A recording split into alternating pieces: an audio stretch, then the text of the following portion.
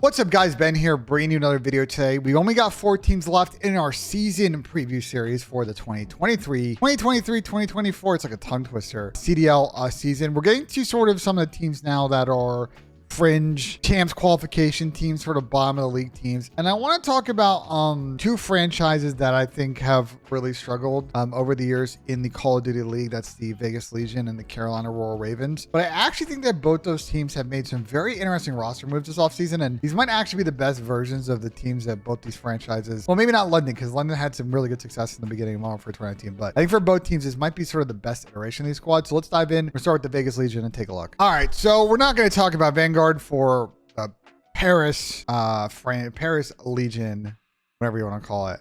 Bro, I just memory hold everything involving Paris. They sucked, bro. They sucked. Going into the Modern Warfare 2 season, they did go ahead and kind of keep Donnie, but they put him around a pretty interesting squad. A Prolude coming over from the Optic situation, TJ coming over from Boston, and Clay obviously was in a New York situation, and we talked about that a couple of videos ago. And you know what? When this team first formed, I think it was a fan favorite squad. Some concerns about the submachine gun play potentially not being at the level of some other teams, but I think people thought this team would fight for a champ spot, and that's something they did throughout the season. Unfortunately, not really qualifying. This team streamed a lot of their scrims in the beginning of the game, and they actually looked pretty good. And then they pulled up to the Major 1 qualifiers, and they were not good. And we'll get to stats and their struggles. But they actually played particularly good at that Major 1 tournament, made it to the weekend, and got out top 6, which I think was great for them. They got a lot of points from that. The issue is this team was never that good online during sort of the middle of the winter. I think they lost a lot of points in series that they could have won at the Major 2 qualifiers, and then having to start losers bracket and not really getting it done at Boston and getting out instantly in a tournament. They end up deciding to make a change, dropping Prolude for 2 Real. And they ran with 2 Real for 1 stage for the Optic stage. Once again, unfortunately, they did not do good enough to make a winner's bracket, but they battled particularly hard at Major 3. I think the crowd definitely was behind them as well. They were able to go ahead and actually win 2 matches at the tournament. They actually beat Thieves at this event, believe it or not. And top 6 again.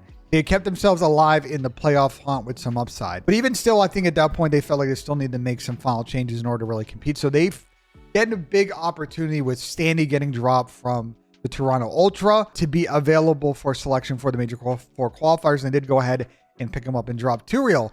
And they played really good online going into the Columbus event, finishing with a top seed and starting in winner's bracket. The problem is they pulled up to the event and played terrible. And I think this was the biggest missed opportunity of the season for them, because they could have gotten top 6 here and gotten like 30-ish points, and that would have ended up being the difference of them being in or out of champs qualification. But instead, they dropped an absolute egg at this event and really put themselves up against it going into the Toronto event. Now, they did just squeak in on the last day to go ahead and qualify for winner's bracket at Major 5. And, unfortunately at that event, they did fall short in losers bracket. They needed to win about 2 more series to really make it through, and they weren't able to do that. Got top 8 in Major 5. And unfortunately, their season was over at that point, missing out on qualification by only a few points, being the 9th overall team. So tough sledding for Vegas. They were competitive to the end, but unfortunately, the team was not good enough to go ahead and get things done. That being all said, there were big changes in the offseason. Basically, everybody is gone but Standy now, and they have brought in some interesting players. Another Boston ad coming in this season, Nero coming over from that franchise. They've got Purge coming up from Challengers to play an AR for them, and Attach coming over from the Minnesota Rocker. So Attach and Purge are kind of your full-time ARs. Theoretically, Nero and Standy are your subs, but obviously right now it is a little bit of a 3 AR meta. So listen, I want to just kind of put this out there.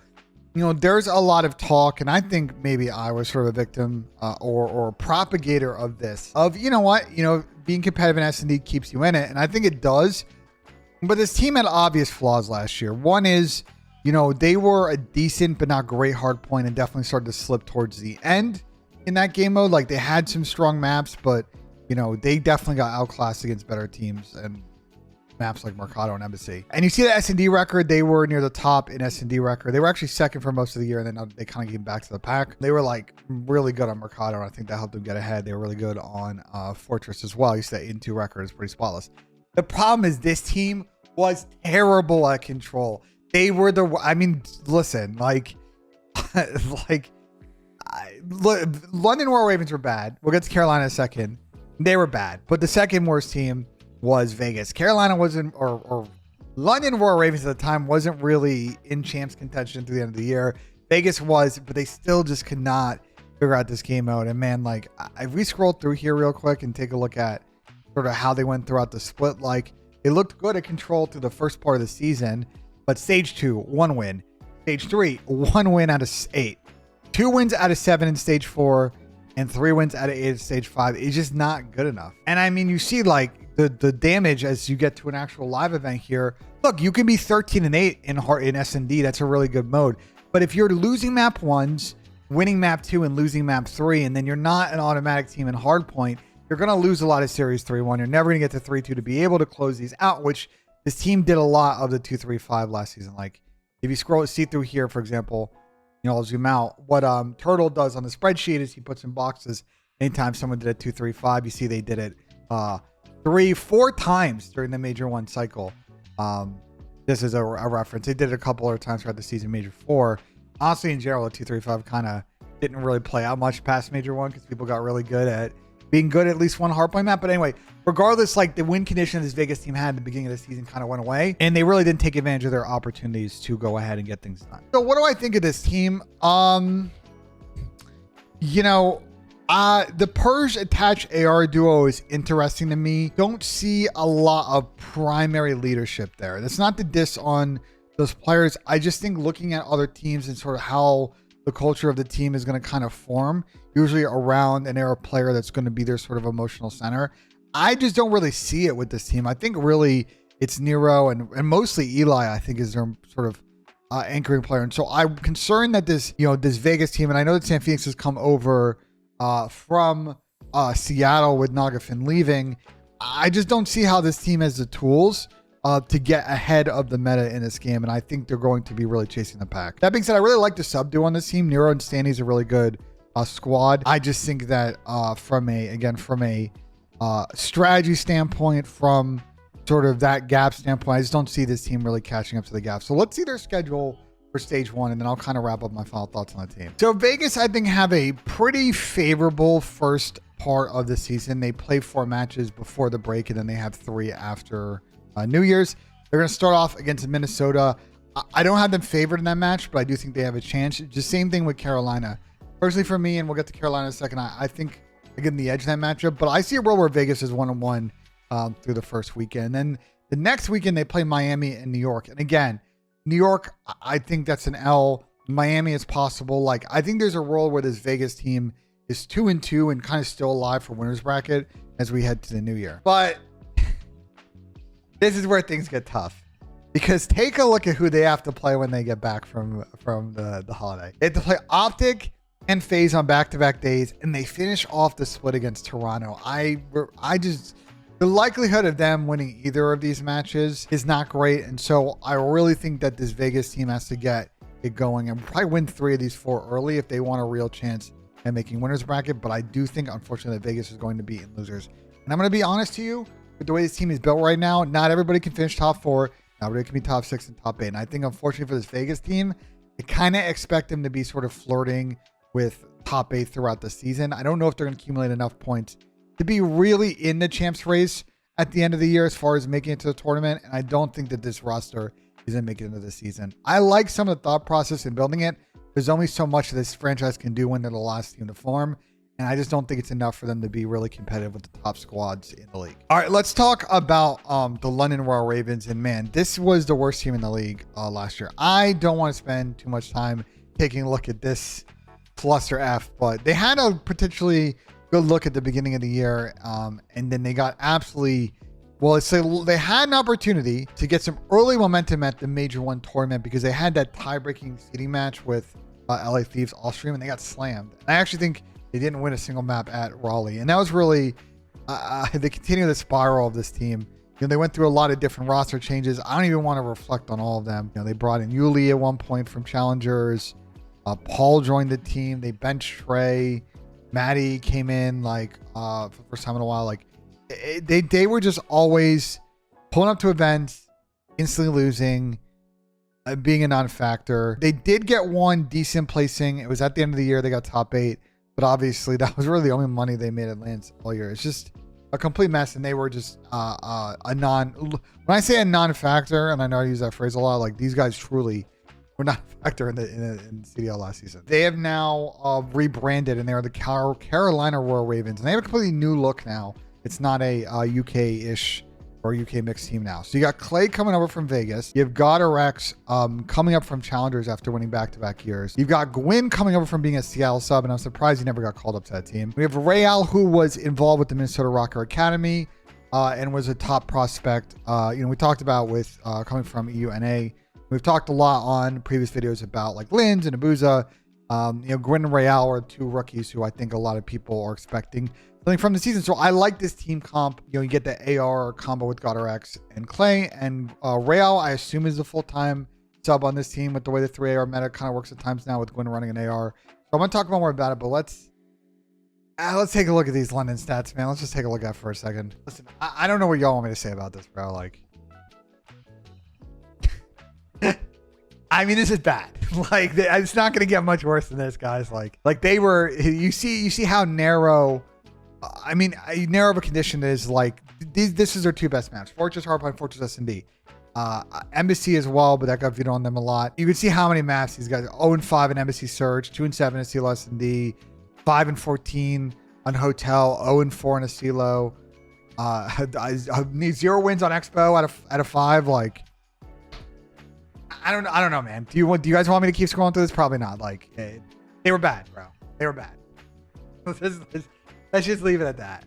Let's just talk about their new team. So, listen, I really like this squad, the thought process here, because you get Clay paired with the slower AR, so Clay doesn't have to slow down his game. That being said, if you compare Clay to sort of people that are going to play that role in the league, I do think, at this point in his career, he's not going to really be near the top of that list. So I have a little bit of concern about slaying on Clay's end because it's been very inconsistent the last couple of years. That being said, I think GodRx will be a really good kind of anchor to this team, and I expect him to put up numbers. That being said, I hope that he doesn't fall victim to some of the tendencies he had the last time he was in the league of playing way too slow, but that was like 4 years ago. So I assume he's worked on the issues that saw him get a lot of praise on Minnesota Rocker year 1 of the CDL and then get dropped from that team. Where I think this team is the X factor is, and what will decide if this team is a bottom team in the league this season or in the top 6 conversation and above, is the 2 rookies coming in. Because I think that Gwyn is an incredible S&D player. Respawn, I like some things that I've seen from him in scrims, but I think there's still something to go there. I think S&D for him, from what I've seen this game and last game, like this guy's going to make some crazy plays in search this year. Real is an interesting one. So Real so far has been scrimming from Spain, literally playing on NA servers from Spain on like 280 ping. I believe he's moving to Toronto. If someone in the comments of this video can correct me if I'm wrong, I don't think that he's living in the US. I think he's actually going to live in at least Canada for now, which is fine. I think he's going to be in the 6. But I think that Real is disgusting. I think as far as true subs go in this league, I think this guy actually is going to surprise a lot of people. And if he is a factor on the map, he can make himself a top level sub.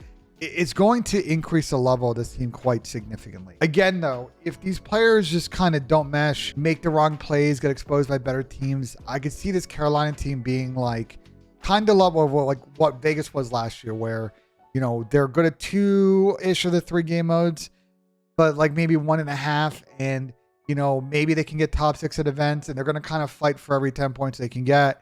And maybe there'll be a factor, a chance at the end of the year, but are they a favorite? I don't know. I really just don't know what to think about this Carolina team. I to be honest, like, it can go another way. But let's take a look at their schedule and wrap up our thought. All right, so Carolina is going to be in a couple of these featured Monster Energy matchups. First off, against Heretics on Saturday afternoon. This one is interesting to me. We'll talk about Miami in the next video, but I really don't know who's going to win this matchup. And then they play Vegas, and we talked about that earlier. So I actually think Carolina has an opportunity to get off to a good start. And they need to, because the next 2 teams they play are Toronto and Optic Texas. And I think those are probably both L's unless some crazy things happen. So I think at best, Carolina is 2-2. I think at worst, they're going to be like 0-4, 1-3. And then after the break, they've got an interesting one. That Rocker one is I don't know how else to say it, that they have to be Rocker in order to make winners bracket. Because they got FaZe and Thieves. And I think the Thieves one is more winnable than FaZe, but because I think FaZe is an auto L for this team. That being said, like if you look at the Thieves match, the Rocker match, and the 2 early matches, I can see this team being 4-3 and squeaking at the end of winners bracket. I truly can. Even though they have to play 3 of the top 4 teams in Toronto, Optic, and FaZe, I think the Thieves, Rocker, Vegas, and Miami combo is very winnable for this team. But the likelihood they win all 4 is unlikely. And I think this team will probably just miss out on winners bracket. There'll be a top losers bracket seed, and it will entirely depend on who drops down to face them as to whether or not I think they're going to get top dead lastest major one or get like top 8 or something like that. But in general, this season, I think this Carolina team will battle. I can see a high ceiling for this team. I can see a world where they're a top 6 team and we're giving them a lot of praise. But I can also see this like Vegas where we're like, they're not bad, but they're not good. They might get some upsets, but they're also going to get slammed in 3-0 smoked by the better teams in the league because they're going to get outclassed. And, you know, we're rooting for them to do well because they're fan favorites and we hope they make champs. I think that same thing that applied to Vegas applies to this team this year, and we will see how they do. All right, so that'll do it for this video. Like if you enjoyed, subscribe for more. Let me know in the comments what you think of my assessments of both these teams. We have one more preview video left. We're going to talk about the Miami Heretics and about Los Angeles Guerrillas and kind of wrap up my final season thoughts on our next video. So make sure you check that out, and we'll see you guys on the next one.